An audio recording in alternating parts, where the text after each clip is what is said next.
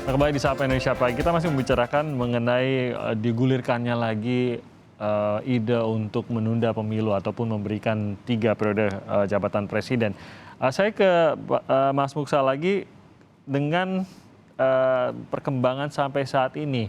Apa yang akan dilakukan oleh asosiasi Anda terkait dengan kalau tadi dikatakan bahwa ini namanya sama, jadi seakan-akan ikut juga dalam pernyataan yang disampaikan dalam acara tersebut. Apa benar akan disomasi?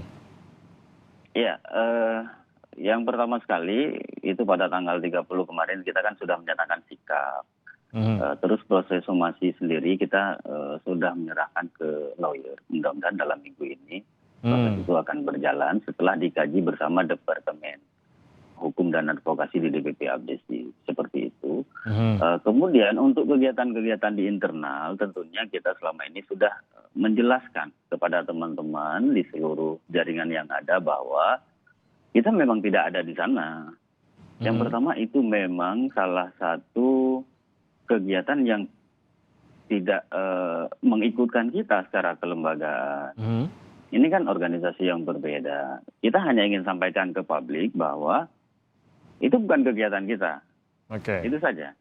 Mm-mm. Oke, yang penting itu yang sampai somasinya ingin menegaskan itu begitu ya, atau memang somasi ini akan menjadi dasar juga untuk mengklaim nama misalkan atau hal lainnya? Seperti saya sebutkan tadi, Mas, bahwa dasar hukum yang digunakan oleh teman-teman kelompoknya Bung Surta atau organisasinya Mas Surta, itu kan notaris tahun 2005. Hmm. Di sana juga ada Pak Arifin sebagai salah satu pendiri dan beberapa teman-teman yang lain, semuanya totalnya ada 17 orang. Hmm. Dan itu kan ormas yang tidak berbadan hukum, yang seharusnya kalau menurut pemahaman kami, sebelum SKT dikeluarkan seharusnya itu semua akan menghadap. Hmm. Itu biarlah para pendiri lama itu yang menyelesaikan saja.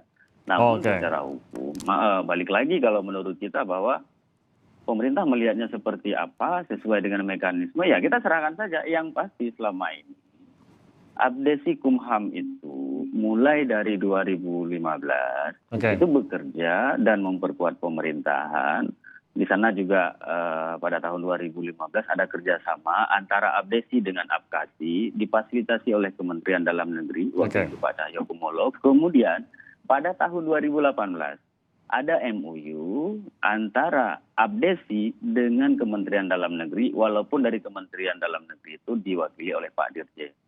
Sekarang kalau dinamikanya sepertinya terserah saja. Yang pasti Oke. kami hari ini adalah organisasi teman-teman yang sepakat, yang sevisi dalam mengadvokasi kepentingan desa. Seperti itu. Oke, saya ke Mas Ferry.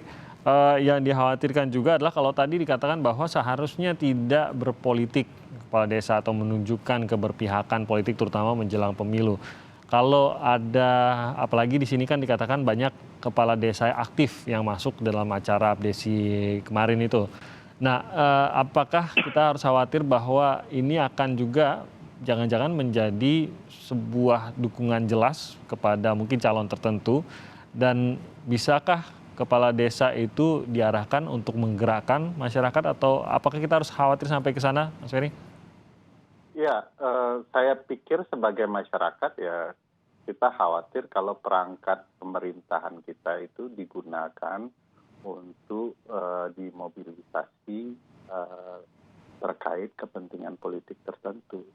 Kan tugasnya melayani masyarakat desa ya, bukan kemudian melayani kepentingan politik kelompok tertentu. Meskipun kalau dilihat dalam konsep di Undang-Undang Desa itu pimpinan kepala desa itu adalah kepala daerah, dan kepala daerah itu bernaung ya di dalam payung Kementerian Dalam Negeri. Ya, tapi bukan berarti dalam hal mendukung politik, tetapi mendukung program pemerintahan dalam arti yang luas. Nah, ini yang kemudian menurut saya jadi tanda tanya besar. Kenapa kemudian digerakkan kepala desa, lalu dinyatakan itu sebagai dukungan yang wajar ya, untuk 3 periode dan segala macamnya. Bagi saya tidak sehat saja, apalagi kan ini programnya dadakan ya, 1 hari berkumpul, hanya untuk menyampaikan gaji kepala desa akan dibayar per bulan dan berhak memakai kop burung Garuda. Kalau untuk soal itu bagi saya tidak perlu dikumpulkan itu 16 ribuan kepala desa, cukup dilaksanakan saja. Gaji per bulan dikeluarkan dan dipastikan bahwa proses penyelenggaraan pemerintahan desa itu betul-betul berjalan sesuai dengan ketentuan undang-undang.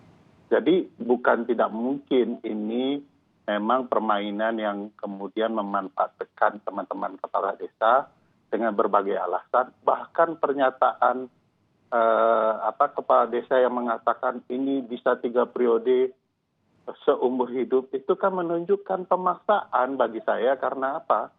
Yang dirusak itu konstitusi. Masa konstitusi kemudian mau dilanggar? Ada yang mengatakan begini, wajar saja dalam bentuk aspirasi. Loh, aspirasi itu bagi masyarakat, partisipasi publik bagian dari aspirasi publik. Tapi penyelenggara pemerintah itu dilarang dari tingkat rendah kepala desa ya, hingga kemudian kepala negara, presiden gitu ya, kemudian membicarakan upaya untuk berbeda dengan keinginan konstitusi. Dilarang itu. Jadi aneh saja kalau kemudian ada komentar-komentar yang seolah-olah itu demi kebebasan berekspresi. Enggak begitu penyelenggara pemerintahan. Penyelenggara pemerintahan wajib dan taat kepada kepentingan yang diatur di dalam konstitusi. Kalau mau diubah ya, konstitusi itu ya diubahnya bukan untuk kepentingan pemerintah yang ada saat ini. Ya, oke. Harus kepentingan publik dan tidak boleh ya perubahan konstitusi itu berkaitan dengan keinginan dari pemerintahan yang sedang berjalan. Ya. Dia harus dijauhkan dari konflik kepentingan. Kalaupun mau buat 3 periode seumur hidup, mau jadi raja ya, boleh saja, tetapi diberlakukan untuk pemerintahan berikutnya, bukan yang sedang berjalan saat ini. Jadi memang harus menyadari ada tetap Untuk ada aspirasi ya boleh saja, keterbatasan. tapi untuk dilakukan jangan. Oke, nah tanggapan dari Pak Jokowi tampaknya mungkin saja kita bisa membaca, ini kan baru saja Pak Jokowi juga menanggapi bahwa jangan ada lagi yang menyuarakan perpanjangan, penundaan dan lain-lain, dan ini ditujukan kepada para pembantunya, khususnya kepada para menteri. Menurut Anda, apakah ini akan cukup efektifkah? Mengingat sejauh ini Pak Jokowi selalu dikatakan kurang bulat begitu untuk menolak ditambahkannya menjadi 3 periode dan lain-lain. Apakah ini buat Anda sudah cukup jelas, sudah cukup bulat juga ini posisinya Pak Jokowi terkait dengan wacana perpanjangan atau penundaan? Ya, sebelum bicara konstitusinya ya, saya mau memikir teman-teman Melayu ya. Ini ibarat menepuk air di dulang ya, yang terpercik itu muka sendiri. Yang bicara soal perubahan, periode dan segala macamnya itu lingkaran presiden semua. Yang bosnya itu Pak Presiden, kepala negara dan kepala pemerintahan. Saya mau tegaskan begini. Dari seluruh apa yang dibicarakan lingkaran istana, ada 2 hal. Satu, bicara penundaan pemilu yang berimbas kepada perpanjangan masa jabatan. Kedua, bicara penambahan periode, 2 hal yang berbeda dengan masa jabatan, ya, yang berakibat harus diubahnya Undang-Undang Dasar. Presiden baru bicara poin 1 itu, Mas Timothy. Jadi Presiden selalu menyisakan ya hal-hal yang kemudian membuat kita menyatakan ini kok nggak tegas. Kenapa Presiden tidak bicara ya, saya cukup 2 periode dan tidak akan melakukan perpanjangan masa jabatan. Saya pikir itu hanya 9 kata ya, yang tidak rumit juga untuk kemudian disampaikan secara tegas, agar semua orang, termasuk teman-teman abdesi ini, tidak lagi merasa ribut soal-soal yang menurut saya bertentangan dengan konstitusi. Kalau ada pernyataan presiden, saya yakin nih teman-teman abdesi ini akan tenang ya, menjalankan tugas-tugasnya di desa, dan tidak ada lagi keributan baik partai politik dan para menteri. Juga membantu partai politik ya untuk fokus menghadapi 2024. Sekarang semua partai politik baik yang ada dalam koalisi pemerintahan maupun kubu oposisi sedang bingung ini. Ini betulan mau tambah 3 periode, menunda pemilu atau seperti apa? Nah, ketidaktegasan presiden itu selalu begitu ya. Misalnya Tapi sebelum istana pernyataan selalu kemarin. menyatakan bahwa cukup jelas kok apa yang dikatakan presiden bahwa yang mengikuti. Jadi tidak bisa juga mendikte kata-kata apa yang harus diucapkan oleh presiden kan tidak mungkin juga kita mendikte seperti itu begitu. Tapi Saya tidak bermaksud mendikte, Mas Timothy, tapi dalam kajian sistem presidensial ada satu kajian yang bicara soal masa jabatan dan periode. Nah, yang keluar dari kita ini misalnya soal perpanjangan masa jabatan itu didukung teman-teman kepala desa, ya, didukung oleh ketua umum partai, didukung oleh Pak Menteri, Pak Luhut misalnya. Sedangkan bicara periode itu lain dukungannya, ada dukungan abdesi, ada dukungan Partai Solidaritas Indonesia yang bagian dari koalisi. Dua konsep yang berbeda. Kenapa presiden hanya bicara satu? Karena mungkin niat presiden mau nambah 3 periode gitu ya. Karena itu ini masih belum belum jelas selesai ya di dalam pidato itu. Bahkan kalau mau menyitir pidato presiden sebelumnya, saya taat kepada konstitusi. Pertanyaan besarnya adalah taat kepada konstitusi yang mana? Yang berlaku saat ini atau yang dia niatkan untuk diubah? Jadi ketidaktegasan itu yang menurut saya dipertanyakan. Tirulah Pak SBY dan Barack Obama ya. Begitu ada digoda 3 periode, Presiden SBY menyatakan saya cukup 2 periode. Selesai perdebatan. Semua fokus kepada kompetisi yang baik pada pemilu berikutnya. Obama juga digoda, tapi dia mengatakan saya tidak akan melanggar 2 periode karena menghormati konstitusi. Nah, Pak Presiden Jokowi kapan ngomong begitu? Oke, baik. Terakhir saya ke Mas Muksal.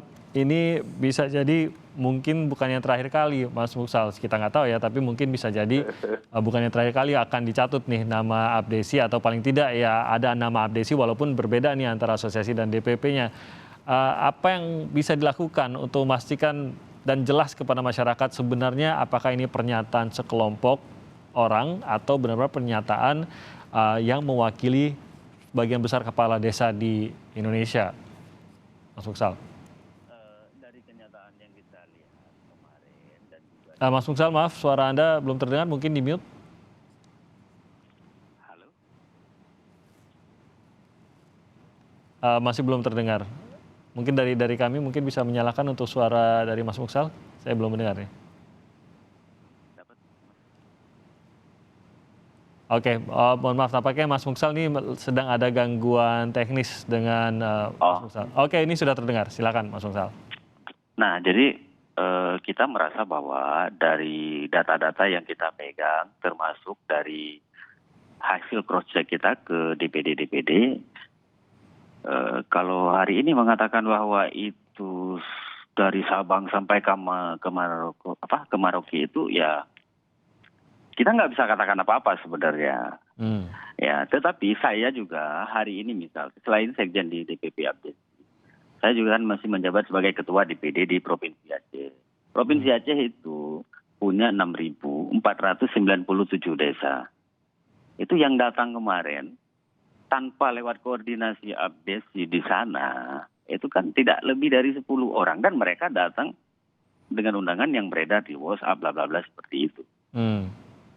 Dan di sana juga sebahagian besar dari 23 kabupaten kota itu 20 yang kita lantik di kantor bupati Abdesinya dan mereka ngikut Kumham. Kalau hari ini mau mengklaim seperti itu hak mereka. Kita nggak akan menolak wah ini begitu enggak. Yang kita tolak adalah jangan pakai nama Abdesi. Itu saja. Pakai saja nama ormas Anda sendiri misal. Sesuai dengan SKT masing-masing, akronimnya apa, pakai itu, udah selesai. Mau bilang apa ya hak teman-teman kan begitu ya. Karena juga yang kita ketahui selama ini organisasi yang mengatasnamakan desa di Indonesia itu cukup banyak juga. Tidak hanya satu dan semuanya hampir punya jaringan itu di seluruh. Kebetulan ini namanya benar-benar mirip sekali Abdesi dan iya. Benar. Nah ini yang perlu kami luruskan. Nah yang kedua Mas, sebelum sesi ini berakhir, saya ingin katakan begini. Kalau seandainya hal seperti kemarin itu dilakukan atau dikonsolidasi oleh bupati dari kabupaten kota kepada kepala desa, apakah ini akan berdampak hal yang sama kepada anggota kami? Nah, ini kan perlu juga untuk dikaji ke depan, Mas ya. Oke. Gitu. Oke, baik. Terima kasih banyak atas waktunya, Mas Mungsalmina, Sekjen dari Abdesi, dan juga Mas Ferry Amsari. Terima kasih sudah bersama kami pada pagi hari ini. Salam sehat untuk Anda berdua.